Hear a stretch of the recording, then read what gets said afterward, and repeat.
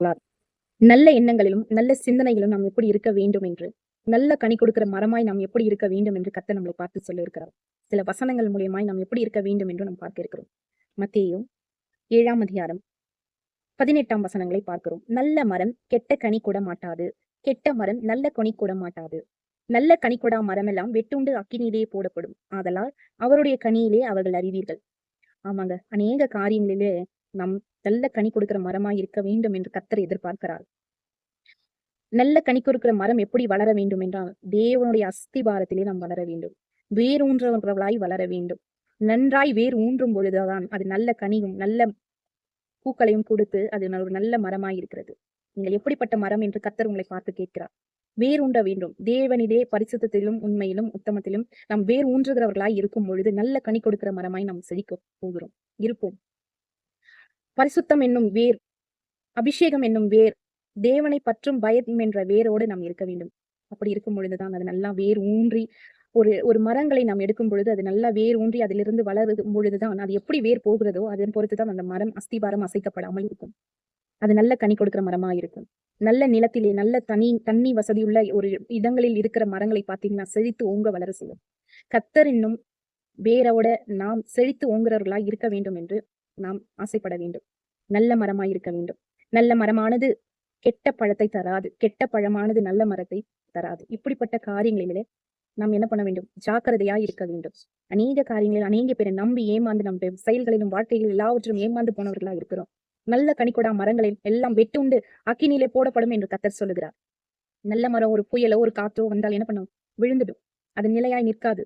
ஏனென்றால் அவர் வேர் அஸ்திபாரம் சரியில்லாத நிலையில் இருக்கிறது. அப்படிப்பட்டவர்களாய் நாம் இருக்கக்கூடாது. எல்லாவற்றிலும் தேவனிடத்துல கேட்டு பெற்றுக்கொள்கிறவர்களாய் நாம் இருக்க வேண்டும். கேளுங்கள் அப்பொழுது உங்களுக்கு கொடுக்கப்படும்.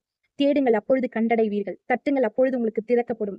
ஏனென்றால் கேட்கிறவன் எவனும் பெற்றுக்கொள்கிறான், தேடுகிறவன் எவனும் அவன் கண்டடைகிறான் என்று கர்த்தர் சொல்லுகிறார். அநேக காரியங்களிலே கர்த்தரை தேடி நன்மை பெற்றுக்கொண்டு நன்றி உள்ள ஒரு இருதயத்தோடு வாழ வேண்டும். நன்றியற்ற ஒரு இருதயத்தோடு வாழக்கூடாது. அநேக காரியங்களை கர்த்தர் நமக்கு நன்மை செய்திருக்கிறார். அவைகளை நினைவு கூற வேண்டும்.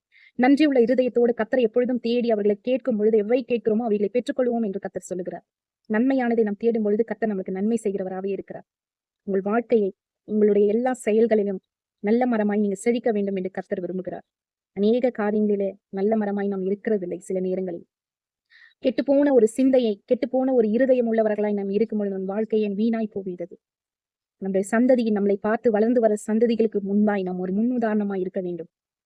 முன்னுதாரணமாய் நாம் இருக்க வேண்டும். மனதுக்குள்ள 1000 எண்ணங்கள் கெட்ட புத்திகள் இப்படி வைத்துக் கொண்டிருக்கும் பொழுது ஒரு நல்ல கனி கொடுக்கிற மரமாய் நம்மளால வளரவே முடியாது. நம்மளை பார்த்து நம்ம பிள்ளைகளுடைய பிள்ளைகள் வளருகிறார்கள். அதனால கர்த்தர் இடத்திலே நம்ம அந்த அன்பையும் பரிசுத்தையும் நாம் நல்ல மரத்தின் கனிகளைப் போல இருக்க வேண்டும். கர்த்தர் இதை விரும்புகிறார். எல்லா காரியங்களையும் அவரை முதன்மையாய் வைக்கும் பொழுது நம் காரியங்கள் எல்லாவற்றையும் வாய்க்க பண்ணுகிறார். ஆகையால் கொள்ளாதவர்கள் ஆகிய நீங்கள் உங்கள் பிள்ளைகளுக்கு நல்ல ஈவுகளை கொடுக்க அறிந்திருக்கும் போது பரலோகத்தில் இருக்கிற உங்கள் பிதா வேண்டிக் கொள்கிறவர்களுக்கு நன்மையானவர்களை கொடுப்பது அதிக நிச்சயம் அல்லவா? அவரிடத்துல நம்ம கேட்கும்பொழுது சரீரபூர்வமான தாய் தகப்பனே நம்மளுக்காக எல்லாவற்றையும் செய்து கொடுக்கிறார்கள். நம்ம பிள்ளைகள் நல்லா இருக்க வேண்டும், வருங்காலங்களில் நல்லா இருக்க வேண்டும், அவர்களுக்கு இதை பண்ண வேண்டும், அதை பண்ண வேண்டும் என்ற அநேக திட்டங்களை போட்டுக்கொண்டு அநேக காரியங்களை செய்கிறோம். ஆவிக்குரிய தகப்பன் நம்ம தாயின் கருவில உருவாகும் முன் குறித்தவர் நம்மளை கொண்டு அதிக திட்டம் வைத்திருக்கிறார். அவர் கல்லை கொடுப்பாரோ? அப்பம் கேட்டால் கல்லை கொடுப்பாரோ? மீனை கேட்டால் பாம்பை கொடுப்பாரோ? நன்மையானதை தருகிறவராய் இருக்கிறார். நீங்கள் நினைப்பதற்கும் வேண்டுகிறதற்கும் அதிகமாய் அவர் உங்களுக்கு செய்கிறவராய் இருக்கிறார். நிச்சயமாய் அவர் உங்களை நல்ல கனி கொடுக்கிற மரமாய் உங்களை மாற்றுவார். உங்கள் பிள்ளைகளின் சமாதானத்தை நீங்கள் பார்ப்பீர்கள். கர்த்தரை தேடுகிறவர்களுக்கு, உண்மையும் மொத்தமாய் நடக்கிறவர்களுக்கு ஒரு நன்மையும் குறைவுபடாது.